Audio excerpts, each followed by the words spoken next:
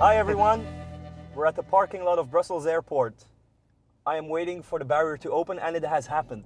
I have Bastian Hofmann with me and my director, Michael Heap, sitting in the back. You can see him, but you probably can't hear him that well. We're driving, where are we driving? Benelux. To Benelux, but we're already in the Benelux area. Benelux the being conference. Belgium. Is to there the anything conference, else? to the conference. Driving to PHPBenelux. We have the almighty Bastian Hofmann in the car, all the way from Berlin. And introduce yourself to the people. I'm a software engineer working at ResearchGate, a social network for scientists, and working there mostly on performance, site reliability, and developer convenience.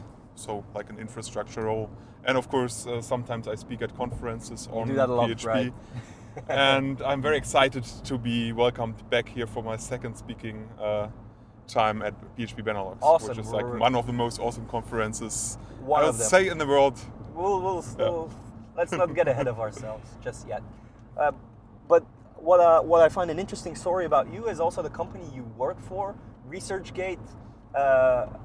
Volker works for it, I guess. Igor works for it. It's a nice place to work from what I've heard from you. You've been raving about it. And I want you the people to explain what is so awesome about the company you work for. It's basically something where you can change a bit the world and how science is done. Change the world, yeah. like all the Silicon Valley companies change the world. But you're actually changing the world. We're actually changing it because we are helping scientists to do their job better and more efficient by giving them tools to publish something easier, faster, and more freely, and discover new scientific research much better. And I say it's a social network for scientists, a professional social network for scientists. Amazing. So give us some interesting facts about some examples, some things that are happening, things you're proud of.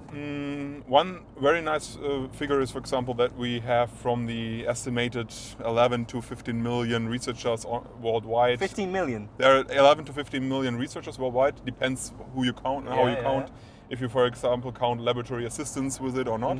And we have registered on the platform nearly 9 million of them. So we'll reach 9 million probably like next month. So we have zero competition?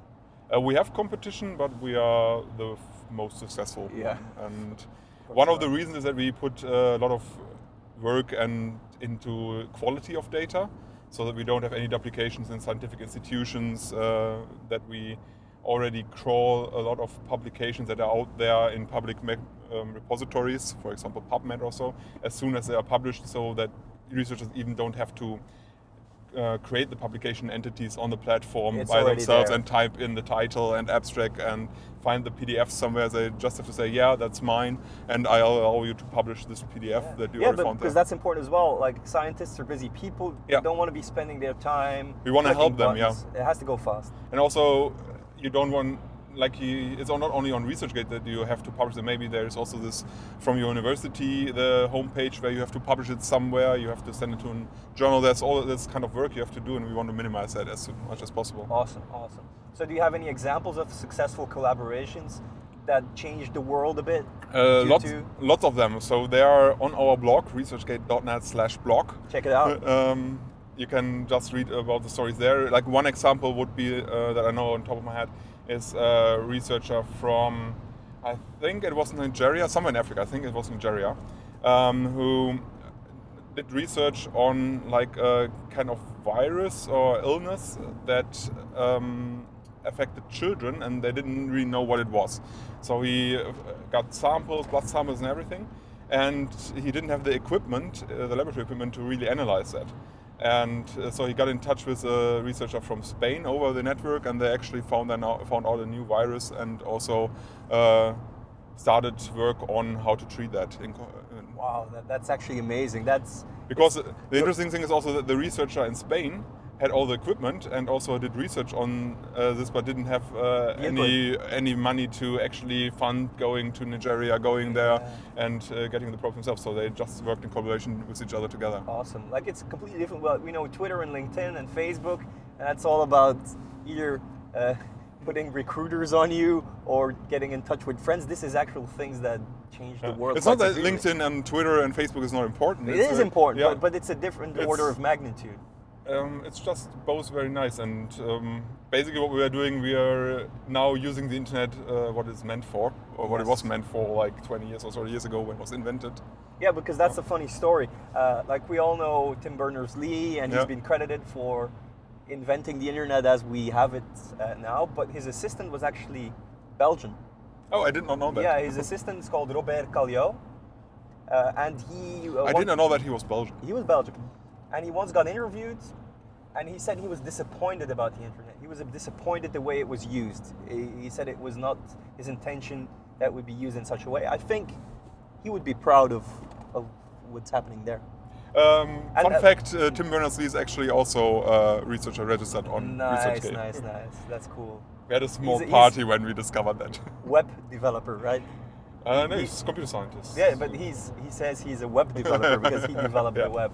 Nice. Yeah. Now we're giving you lots of credit, but you are, I have to be honest about that, the facilitator, right? The scientists still get the credit. Yes, but of course. We are just giving them the tools. But as far as I can analyze the situation and where you work, I see there's lots of pride there, and you have very strong ethics and the way you deal with things. Does that reflect on the way you work, the way the philosophy is of the company towards its employees? What is very nice is that the company was funded by researchers, so it's not something where MBAs decided, okay, we want to found a company, now let's find a problem for it, which is also fine, and you can create good products for that and do good business. It's not bad. It's just very nice. So there are researchers who had a problem and they tried to solve it.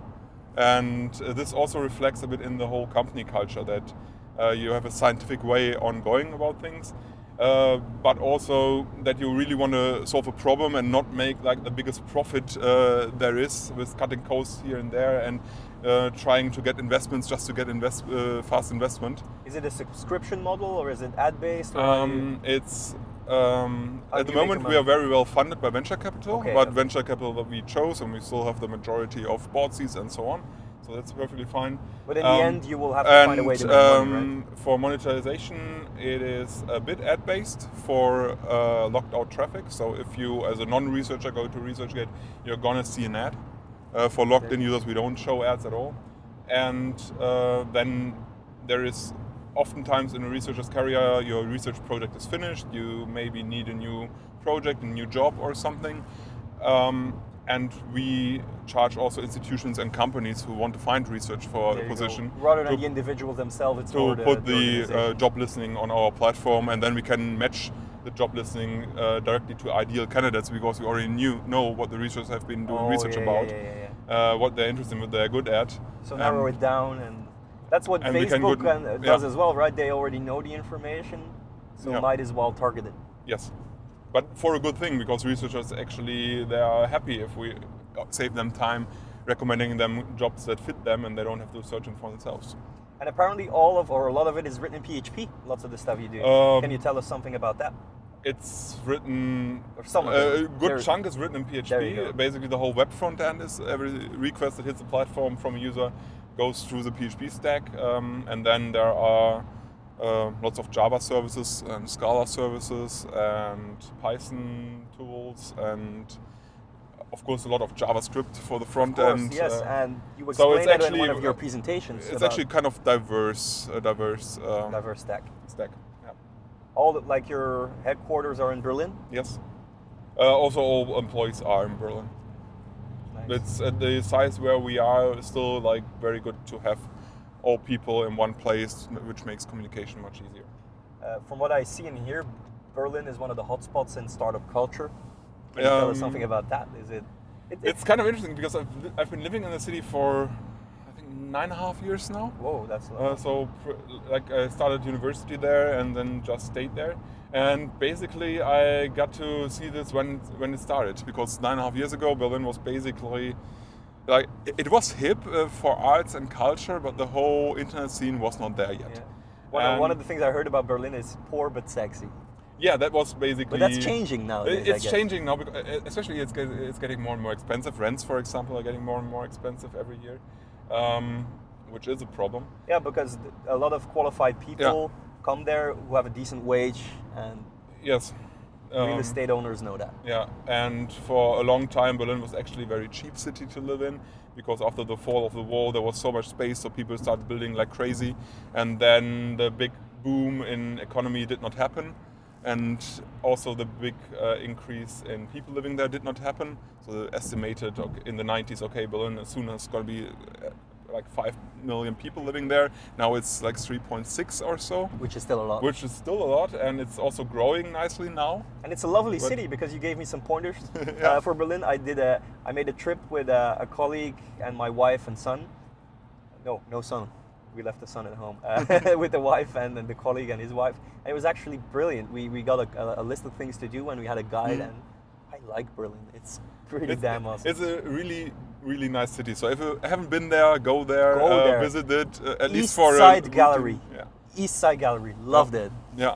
It's the best. There's also, depending on what you like, if you like arts and museums, it's nice. If you just walk through parks, especially go there in summer and or spring when everything is green, which is awesome, which is very nice. There's a good nightlife scene. There are good theaters. A couple of good things. Like I like Potsdamer Platz.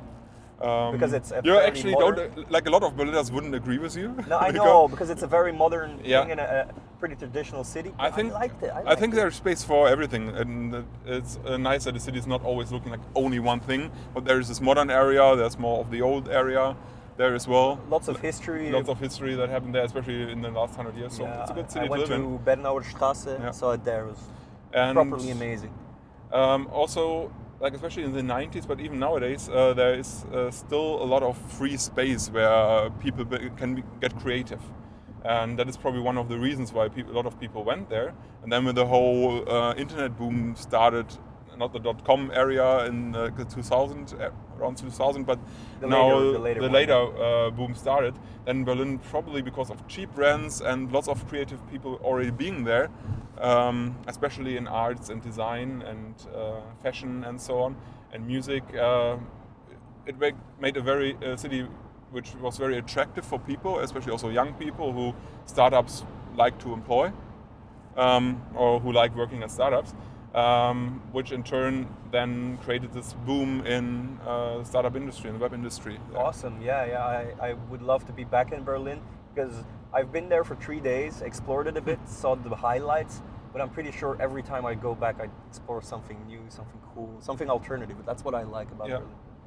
What is really a nice thing now, the whole Internet of Things and maker scene is also starting up there, where people actually not only making software anymore, also making their own open source hardware. And that contains then technology, modern technology. Wearables, those sorts of things, IoT stuff. Cool. Now, another thing I want to talk about is your career as a community member, open source contributor. What are you involved with? What are the projects you work on? I actually don't contribute too much to open source. You're involved with the scene. Like, we're not talking about direct contributions, but you're involved. Contributions in terms of code is most likely only fixing bugs if I see them and I have them and I'm in the software that I'm using. What projects are you interested in?